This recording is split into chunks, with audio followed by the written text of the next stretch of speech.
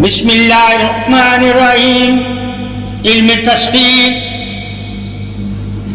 اے انسان، اگر تسخیر نہ معلوم ہو تو علاج کرنا ناممکن ہو جاتا ہے، اسی لیے اللہ علم تسخیر ہی سب سے پہلے حکمت والوں کو دیتا ہے، یعنی کہ جس سے فائدہ لینا ہو، جس جڑی بوٹی یا جس نفس سے حکمت والے نے پیدا لینا ہوتا ہے اسے پہلے ہی وہ تسخیر کرتا ہے۔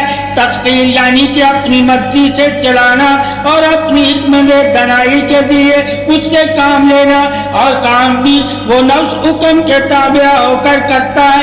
لہذا معلوم ہونا چاہیے کہ سب سے بڑا شفا دینے والا ہی علم تسخیر حق ہے۔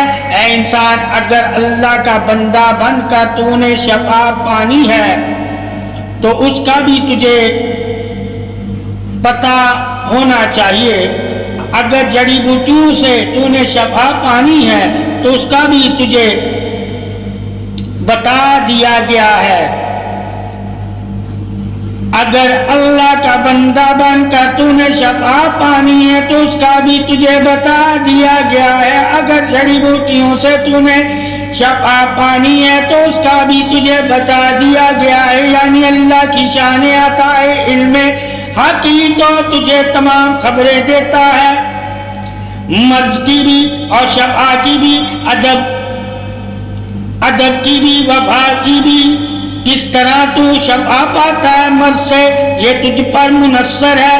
اللہ کی عطا شفا دینے میں مقصد کے ساتھ موجود اظہار انعام ہے۔ اللہ نے شفاؤں کے اور امراض کے بھی درجے رکھے ہوئے ہیں، یعنی کہ امراض کو بھی تقسیم کیا ہوا ہے، کوئی چھوٹا ہے، کوئی بڑا ہے، کوئی اس سے بھی بڑا ہے۔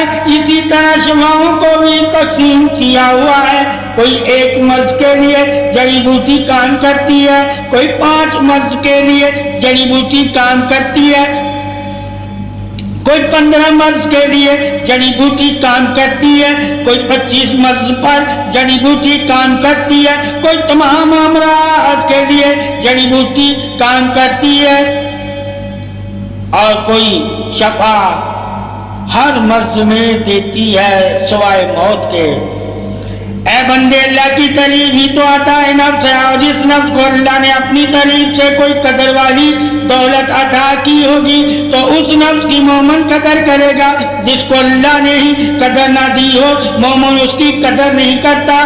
شفا قدر کے لیے ہے اور بیماری قدر کی اہمیت کے لیے، تاکہ تم جان سکے شفا بیماری کے لیے کتنی اہم ہے، اور پھر تم اللہ کی بنی ہوئی چیزوں کی قدر کی اہمیت سے واقف ہو جاؤ، اور اللہ کو تمام قدروں سے بڑھ کر قدر والا مانو گے، کیونکہ وہ قدر میں بھی وحدہ لا شریک ہے۔ لہذا جب تمہیں بیماری اور شفا کے بارے میں علم ہو جائے تو پھر تمہارے اوپر لازم ہے یہ جاننا بھی کہ بیماری اور شفا کی کتنی قسمیں ہیں، اور بیماری اور شفا کس کس وجہ سے ملتی ہے اور اس کا کیا مقصد ہے۔ اللہ نے بیماری اور شفا کیوں اتاری ہوئی ہے، کن کے لیے انعام ہے، کن کے لیے آزمائش ہے، کن کے لیے اظہار پیغام ہے، کن کے لیے نصیحت عبرت اور تنائی ہے، کن کے لیے ملامت سختی اور قید ہے،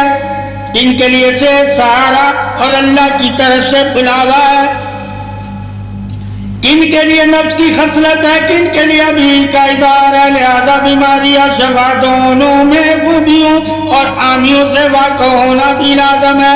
اے انسان، تجھے کس وجہ سے نقصان ہو رہا ہے اور کس وجہ سے نفع مل رہا ہے، یہ دلیل عقل ظاہر نور ہے۔ اگر تمہیں اللہ نے عقل اور نور دیا ہوگا تو تم جان جاؤ گے کہ بیماری کیا ہے اور شفا کیا ہے، پھر ہی جا کر تم اللہ کی تعریف کرو گے۔ اللہ ہی بیماری اور شفا کو اپنی طرف کے لیے، اپنی تعریف کے لیے صاف فرماتا ہے۔ یہی تو اللہ کا بندے پر احسان ہے، اور احسانیات کا سبب بنتا ہے کوئی انسان ہے کامل ایمان والا جو بیماری کی حالت میں اللہ تعالیٰ کو یاد کرتا ہے اور یاد کرتا رہتا ہے، اور شفا کی حالت میں بھی اللہ کو یاد کرتا ہے۔